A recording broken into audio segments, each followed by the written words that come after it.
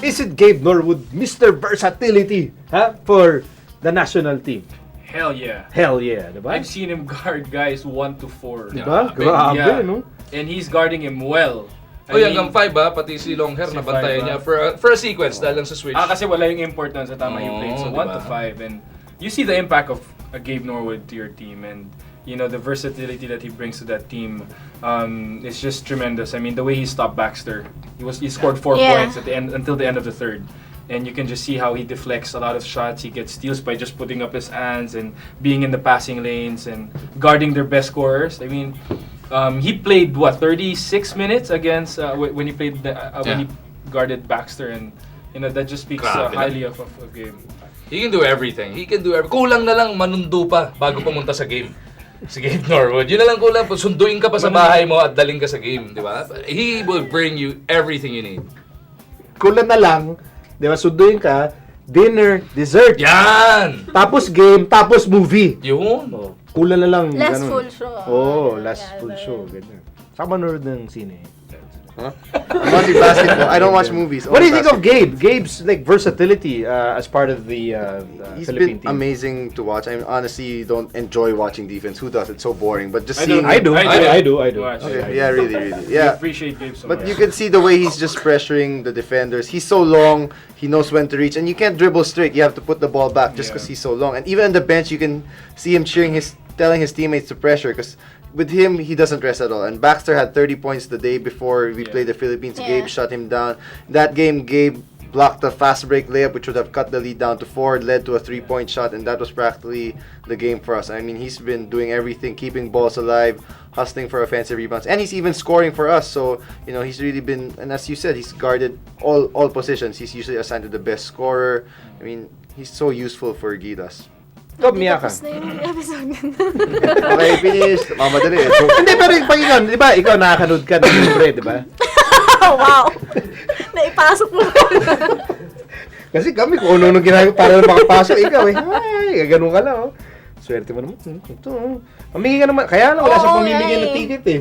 Kasi kailangan mukha niya, eh. Mukha niya, eh. Oh. Face value. Oo nga, papasok na nga kayo kung ayaw nyo. Diwag. Mamaya may Kasama mo, papasok mo kami. Oo nga! Oo. Dapat ba holding hands kami sa'yo o ano, paano ba tayo makapasok? Mga gusto pumasok ka at Miyaka. Anyway, so pag nakakanood ka nga ng libre, nararamdaman mo ba yung mga tao, yung mga nanonood, that they like truly and genuinely appreciate yung effort ni Gabe on the floor? Actually, mas na-excite pa sila dun sa hustle ni Gabe, dun sa mga talon-talon ni Gabe, dun sa mga extraordinary rebounds, and you know, yung mga effort niya mid-air, mid-squat, kasi lumabas sa defense, mas na-appreciate pa nila yun more than, you know, the fast breaks, the 3-point shots, kasi dun mo nakukuha yung energy ng team, first and foremost. And he brings that every single game, walang patos. This is what? Gabe's 3rd or 4th tour of duty? 07, Third. 09, Oh, 11 wala siya. Ano ba siya? Oh, And then wow, 13. 07. Hindi, for at least for FIBA, FIBA-Asia. Tagal na natin tinututukan si Gabe. We see him in the PBA too, Rain or Shine. Of course, they were champions just a while ago, just last season. For me, personally, especially that Jordan game, that was the best I've ever seen Gabe Norwood play. Ever. Me too. He had I what, agree. 8 points, 8 rebounds, 4 blocks. steals, and 2-3 blocks, di ba? I agree. Best I've ever seen Gabe. Pati yung fire niya, I grabe. agree. Pang ano siya, pang international game. For me, Gabe is the type of guy that makes you appreciate defense.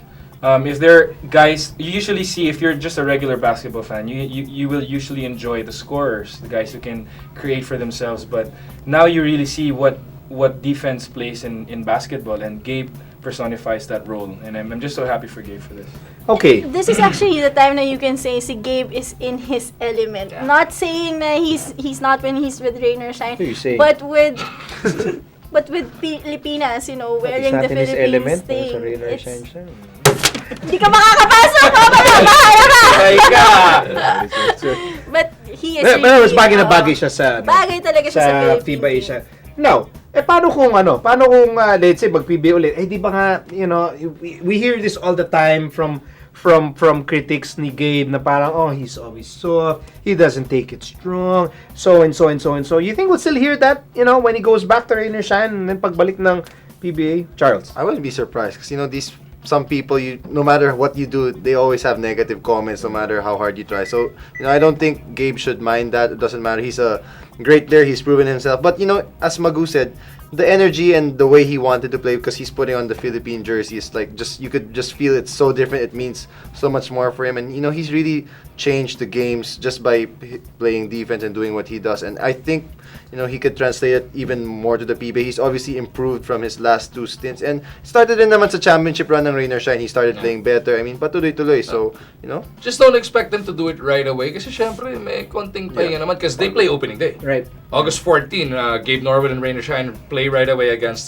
San Mig. Well, just give him some time to No, but recuperate naman. sabihin, sa tingin mo, maririnig pa rin natin yung mga ganyang klaseng batikos kay Gabe na, Gabe, take it strong, whatever, ganyan. If he goes back to the way he was, you will hear it again. If they don't see the same effort or something close to it, you will hear it. sa coach pa lang niya, maririnig din yun. For me, I was teammates with Gabe, and he told me that was his role ever since before. Being a defensive guy, and whatever points he gets, that's a bonus. If he gets 8 to 12 points, then that's already good. Kasi sa atin, pagka sinabi mong highly recruited or franchise player, Ine-expect mo siya magdadala. Pero 30 points, even when he was playing in George Ine-expect mo Mason, Lebron yun nga, even when he was playing in George Mason, he was the glue guy. He was the guy who did everything. He wasn't the guy who really put And up that's 30 exactly points. the same guy you see right now in Gilas. He's not the guy who's going to give you 20 points, and they don't need that. Yun nga yung binanggit ni Charles. He's in his element. This is his role. This is what he does on the floor. He's great at doing it, and it's working for the team. You don't expect him to score 20 points. Hindi naman kailangan sa kanya yun. You need guys like that in every team, and they're lucky. They're so lucky to have a guy like him.